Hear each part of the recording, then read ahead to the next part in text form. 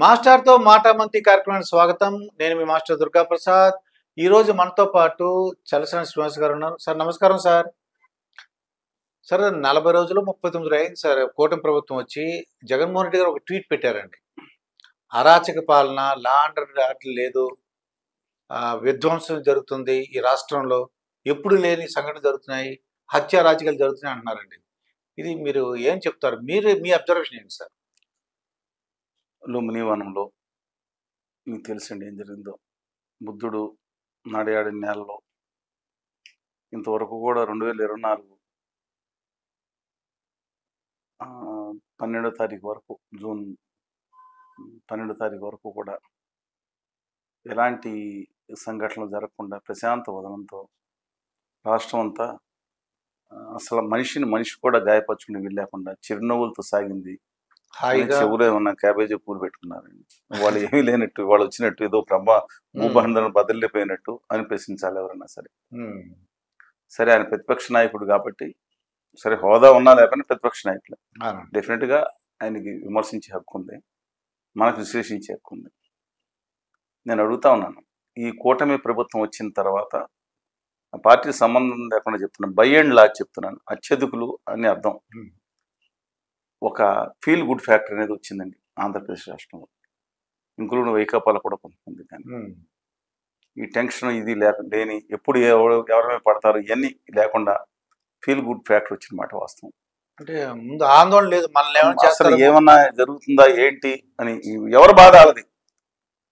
ఆ వర్కర్స్ వాళ్ళ బాధ, ఎంప్లాయీస్కి వాళ్ళ జీతాలు టైంకి వస్తాయా లేదా బాధ, ప్రతి ఇసుక కానీ శాండ్ కానీ మిగతాది ఏమన్నా ఆఖరి మందు బాబులకి కింగ్ ఫిషర్ బీర్ వస్తుంది, వాళ్ళ బాధ వాళ్ళది. చెప్తున్నాయి కదండి అన్నీ కూడా. గత కొద్ది కాలంగా 8 ఏళ్ల పిల్లల మీద మిగతా చోట్ల, అంటే ప్రపంచంలో అందరూ మిగతా చోట్ల భగవాన్ నడియాడిన నాళ్ళగా ఏం జరగట్లేదు నేను చెప్పలేను. కానీ బట్ స్పెసిఫిక్గా అడుగుతున్నాడు, ఖచ్చితంగా కొన్ని సంఘటనలు జరుగుతున్నాయి. దాన్ని ఖచ్చితంగా రాష్ట్ర హోంశాఖ కానీ మిగతా వాళ్ళు కానీ గట్టి యాక్షన్స్ తీసుకోవాలి. అది తీసుకుంటే రెండోసారి అలా జరిగే అవకాశాలు తగ్గుతాయి. మీకు తెలుసు, పల్నాడులో ఒక అబ్బాయి ఇలాంటి పని చేస్తే అబ్బాయి అప్పుడు ఆ రోజు ఏం జరిగిందంటే, నిమ్మకాయల చినరాజప్ప అన్నారు, అతను హంతకుడు ఎలా చనిపోయాడో మీకు తెలుసు. అంటే సజ్జనార్ గారి లాగా నేను చేయమని చెప్పకపోయినా, చట్టాన్ని చేతుల్లో తీసుకోమని చెప్పినా చాలా గట్టి యాక్షన్ తీసుకోవాలి. అది కొంత అంటే ముందే ఫ్రీగా మనం మాట్లాడకపోయినా కొంత లోపం సవరించుకోవాలని సూచన చేయొచ్చు, తీవ్రమైన విమర్శ అవసరం లేదు. తర్వాత నిన్న వినుకొండలో జరిగిన ఘటనలు ఉన్నాయి. ఇద్దరు ఒకే వర్గానికి, ఒక పార్టీకి సంబంధించిన వాళ్ళు, వాళ్ళిద్దరి మధ్యన గొడవలు ఉన్నాయి. సరే, వాళ్ళ పార్టీలు మారుతూ ఉంటారు. దాని మీద చర్చ జరుగుతుంది. దాని మీద చాలా భయంకరమైన ఇవన్నీ జరుగుతున్నాయి. నేను ఆలోచించింది ఏంటంటే, ఎంత దుర్మార్గం, అలాంటి సంఘటనలు ఖచ్చితంగా ఖండిద్దాం. అంతకన్నా మీరు చూసే కళ్ళు వేరు, నేను చూసే వేరు ఉంటుంది. నడి రోడ్డు మీద మనిషిని తాపిగొచ్చి నరుకుతూ ఉంటే, చెయ్యి ఊడిపోతే ఇంకా నరుకుతూ ఉంటే, వందలాది మంది వేలాది మంది ప్రజలు చూసి చోద్యం చూస్తా ఒక రికార్డ్ చేసి వాడిన చూసారా? ఇది దిక్కుమాల వ్యవస్థ అంటున్నా. ప్రభుత్వాలను తిట్టే ముందు అంటే మన వెళ్ళి చంపేస్తారని అందరూ కలిసి 200 మంది వచ్చి మీదకు 1000 మంది అక్కడ కూర్చుంటే ఏం చేస్తారండి? కనీసం వచ్చి చచ్చిపోయిన తర్వాత మనిషిని చెప్తున్నా. అలాంటి పరిస్థితులా సమాజంలో, హైదరాబాద్లో పరువు తక్కువ పెళ్లి చేసుకుందని ఒక అమ్మాయిని, ఆ అమ్మాయి చేసుకుందని చెప్పి వాళ్ళ వచ్చి ఆ అబ్బాయిని వెంటాడుతుంటే, సినిమాలో చూపించినట్టు వెంటాడుతుంటే, ప్రజలు చోద్యం చూస్తా ఎంత తాపిగా కొడతా ఉంటే, చంపేస్తా ఉంటే వీడియోలు తీసుకుంటా కూర్చున్నారు. సమాజం రుగ్మతిది. అంటే వాడు వెళ్ళి ఒక అతనికి బలే పొమ్మని నేను అంటలేదండి. కనీసం అక్కడ 100 మంది ఉన్నారు, వెంటనే ఫోన్ చేసి పోలీసులకు పిలిచి ఇందుకో ఊరుకో, అట్లీస్ట్ సమ్ యాక్షన్ ఫోటోలు తీసుకుంటాం, దీని మీద నిమ్మకం అయిపోతున్నారంటే సమాజం తప్పుదారులు వెళ్తుంది.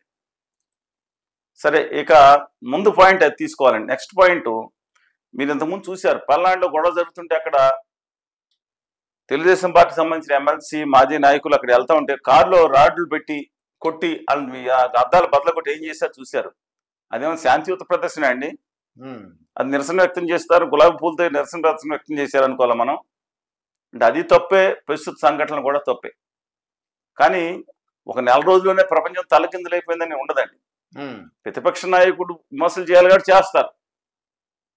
కానీ రాష్ట్ర ప్రభుత్వం కూడా తన చర్యలు ఏదైతే ఉన్నాయో 10 యాక్షన్ తీసుకుంటే కనుక నెక్స్ట్ ఒక సందేశం పంపించినట్లు అవుతుంది. కక్షాదించేందుకు రెడ్ బుక్ ఏంటంటే ఇంకొక రెడ్ బుక్ ఇంకా ఓపెనే చేయలేదు అంటున్నారు. ఓపెన్ చేస్తే ఎట్లా ఉండో తెలియదు నాకు. అంటే కొడాలి నాని, నాకు తెలిసినంత వరకు కొడాలి నాని గారి పేరు నాని గారు, జోగి రమేష్, వల్లభనేని వంశీ, అది అంబటి రాంబాబు, రోజా అందరి పేర్లు ఉన్నాయేమో నేను అనుకుంటున్నానండి. ఏం చేస్తారండి ఇద్దరు రాజకీయాల్లో కక్షాదింపు చర్యలు తీసుకుంటే మంచిది కాదు. వ్యవస్థలను కాపాడండి. వ్యవస్థల ద్వారా ఏ చర్యలు తీసుకుంటే తీసుకోవచ్చు. అంటే వ్యవస్థలను చేతిలో తీసుకుని చేయొద్దు అంటా నేను. కక్ష సాధింపు ఏముండదు, వాళ్ళు తప్పు చేస్తే మాత్రం చెప్తున్నారు. నేను అనేది అది బియాండ్ దట్. అందరూ సత్యచంద్రులు, అందరూ రాజుగారి పెళ్లికి ఇంట్లో పాలు పోస్తే నీళ్ళేనండి తెలుసు కదా ఉప్మా, అలాగా అలా ఉండదండి. బట్ ఒక్కటి మాత్రం ఆలోచిద్దాం, వ్యవస్థలను కాపాడండి, అవి మిమ్మల్ని కాపాడతాయి. విలువలను కాపాడండి, రాజకీయాలు అవి మిమ్మల్ని కాపాడతాయి. ఖచ్చితంగా నేను ఇప్పుడు కొడాలి నాని గారు కానీ లేదంటే ఇంకిద్దరు ముగ్గురు కానీ అసెంబ్లీలో ఏ విధంగా మాట్లాడారండి, బయట కూడా పరోక్షంగా ఏం మాట్లాడారు. ఎన్టీ రామారావు గారి కుమార్తె గారి మీద ఏ విధంగా మాట్లాడారు. అక్కడ కూర్చుని అక్కడ కాకినాడలో కళ్యాణ్ బాబు గారు వాళ్ళ ఇంట్లో వాళ్ళ మీద బూతులు మాట్లాడింది ఏ విధంగా మాట్లాడారు. సమంజసం కాదు కదా, అది దుర్మార్గం కదా. ఇవాళ ఏదో కొంపలు అంటుకుపోయినట్టు మాట్లాడుతూ ఉన్నారు. ఏదో ఇప్పుడు విజయసాయి రెడ్డి గారిని ఉన్నారు గవర్నర్ అని చెప్తా ఉంటారు. అంటే వ్యక్తిగతం కలిసినప్పుడు మాట్లాడతారు. ఆయన ట్వీట్స్ మాత్రం భయంకరంగా ఉంటాయి, ఎవరు హ్యాండిల్ ఇచ్చారో తెలియదు, దుర్మార్గం ఉంటాయి. ఆయన మీద ఆరోపణలు వచ్చినాయి. ఇంత దారుణమైన ఆరోపణలు ఆయన బాధపడుతున్నారు. పాపం నిజం కాకపోతే ఆయన బాధపడిన ఆవేదన సరే అనుకోవచ్చు. కానీ ఇంతకుముందు చేసినప్పుడు మిగతా వ్యక్తులు మనుషులు కాదండి. ఇప్పుడు కళ్యాణ్ బాబు గారి మీద ఆరోపణలు చేశారు, తర్వాత ఎవరిని తీసుకొచ్చి ఎవరు చేయించారు? ఒక మహిళతో ఒక అమ్మ ఒక తల్లిని దూషించే స్థితికి తీసుకొచ్చారా? ఏ సినిమా డైరెక్టర్ ఉండనే వెనకమాల తప్పు కాదు. ఆయనకి విలువలు కుటుంబాలు లేకపోయి ఉండొచ్చు. ఆయన చొక్కా వదిలేసి మొత్తాన్ని వదిలేసి రోడ్డు మీద తిరగవచ్చు, మిగతా వాళ్ళని తిరగాలని అనుకుంటారు. ఆయన వ్యక్తిత్వ శైలి నేనే మన వ్యక్తిత్వ ఆయన ఇష్టం అండి. ఆయన ఎలా ఉన్నాడనేది ఆయన ఇష్టం. కానీ మిగతా వాళ్ళ చేత అనిపించిన విధానం అప్పుడు బాధ కలిగించలేదా? ఎంత దుర్మార్గం ఉండేది. అప్పుడేమైపోయారు విలువలు? ఆయన మీద అసభ్యంగా కానీ ఆయన కుటుంబ సభ్యుల మీద కానీ అసభ్యంగా ట్రోల్ చేస్తే ఖండిద్దాం. గెటింగ్ మై పాయింట్ కదండి. కానీ మరి ఇతరుల మీద ఖండించినప్పుడు ఈయన మౌనం దేనికి సంకేతం? కొన్నిసార్లు నవ్వారు కూడా అని చెప్తున్నారు. ప్రజలు ఏమంటారంటే వాళ్ళు విమర్శిస్తుంటే వాటర్ బాటిల్ అందించడం, లేకపోతే నవ్వటం, పగలబడి నవ్వటం జగన్మోహన్ రెడ్డి వాళ్ళు చేశారట.